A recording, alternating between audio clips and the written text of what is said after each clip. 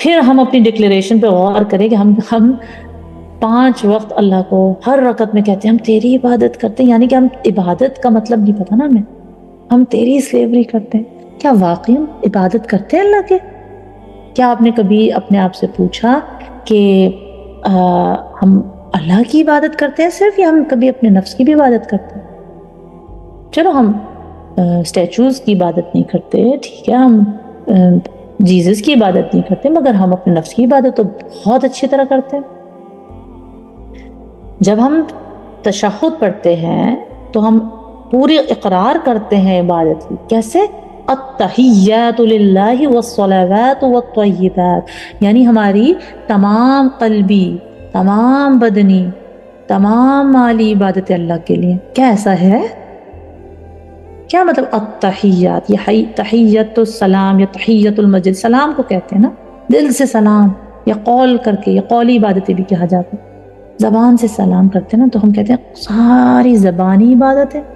پھر الصلوات، نمازی کس سے پڑھتے ہیں؟ بدن سے، تو ساری بدنی عبادت ہے۔ پھر ہم کہتے ہیں وہ طیبات، طیب پاک مال کو کہتے ہیں، یعنی ہم جو مال دیتے ہیں بالکل پاک ہوتا ہے، اس میں کچھ بھی ملاوٹ نہیں ہوتی، وہ ساری کی ساری ہم تیرے لیے کرتے ہیں اللہ۔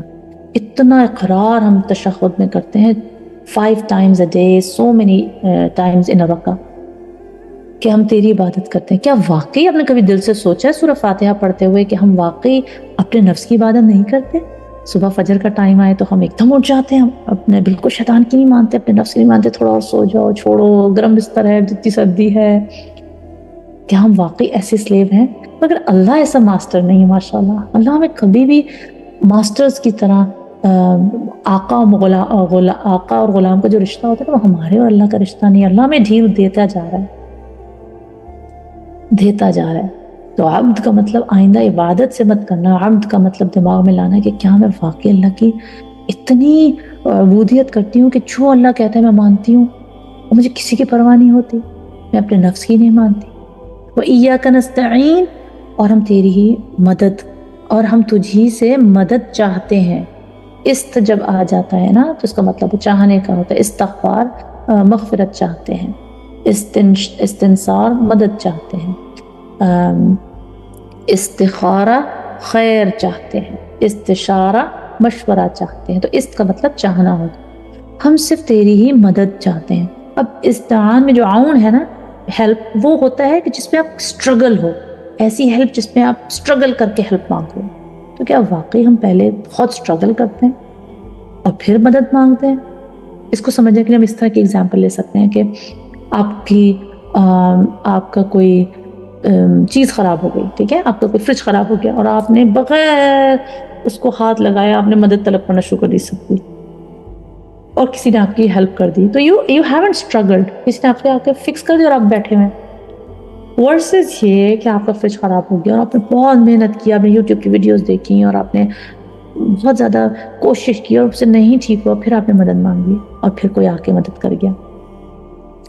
تو استعانہ کا مطلب ہے کہ ہم یہ کلیم کریں کہ ہم ہر چیز کر چکے ہیں یا اللہ، ہم ہر کوشش کر چکے ہیں، اب تیری مدد ہے، اب تیری ہی مدد آئے گی۔ یہ نہیں کہ ہم سارا سال بیٹھے ہوئے ہیں، نہ نماز پڑھی، نہ نماز میں ہم نے کچھ سمجھنے کی کوشش کی، نہ قرآن کھولا، اور جی رمضان کی طاق راتوں میں مدد مانگ رہے، اللہ مدد کر دے، اللہ مجھے یہ کر دے، اللہ میری یہ سارے پرابلم سالو کر دے، اور کچھ کیا نہیں ہم نے اللہ کو خوش کرنے کے لیے۔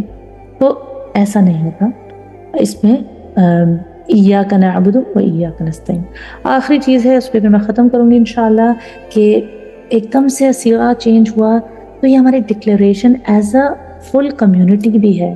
نماز جب ہم پڑھتے ہیں نا با جماعت، تو ایاک نعبد، یہ نہیں ہے کہ ایاک اعبد کہ میں عبادت کرتا ہوں، اور استعین کہ میں مدد مانگتا ہوں، یہ آ ہوتا تو میں ہوتا، نہ ہے اس کا مطلب ہے ہم۔ جس طرح استغفر اللہ، میں استغفار طلب کرتا ہوں، نستغفر اللہ، ہم سب استغفار طلب کرتے ہیں، ٹھیک ہے۔ تو اس کا مطلب یہ ہوا کہ اب ہم لوگ جو ڈکلیریشن ہے اپنی سلیوری کی اللہ کے ساتھ، یہی وہ ٹائم ہے جب ہم واقعی فری، ہمیں کہتے ہیں نا کہ مسلمان تو کتنے غلاموں کی طرح رہتے ہیں اور they're not free، بیچاری حجاب لیتی ہیں، they're not free۔ میں کہتی ہوں جب ہم نے ڈکلیئر کر دیا اپنی سلیوری، یعنی کہ ہم واقعی سلیوز ہیں تیرے، that is the only time we are free۔ سبحان اللہ، Muslims are free۔ Why؟ How they are free؟ جو اصل میں سمجھتے ہیں کہ وہ فری ہیں، freedom of speech، freedom، liberation، freedom of everything، freedom of clothes، freedom of haya، they are actually enslaved to their body۔ They are actually ghulam of their temptations۔ They are ghulam entertainment۔ They are ghulam of their culture۔ They are ghulam of the fashion۔ They are ghulam of the pressure، peer pressure۔ They are ghulam of their friends، کہ وہ کیا کہے گا، وہ کیا کہے گا۔ They are here to impress others۔ A moment is there to impress Allah subhanahu wa ta'ala۔ You should not care about others if you are a slave of Allah subhanahu wa ta'ala۔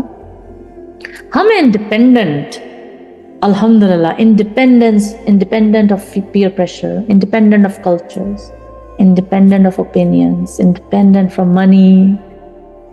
وہ بیچارے غلام، حلال حرام آ رہا ہے بس آنا ہے کیونکہ اتنا peer pressure ہے۔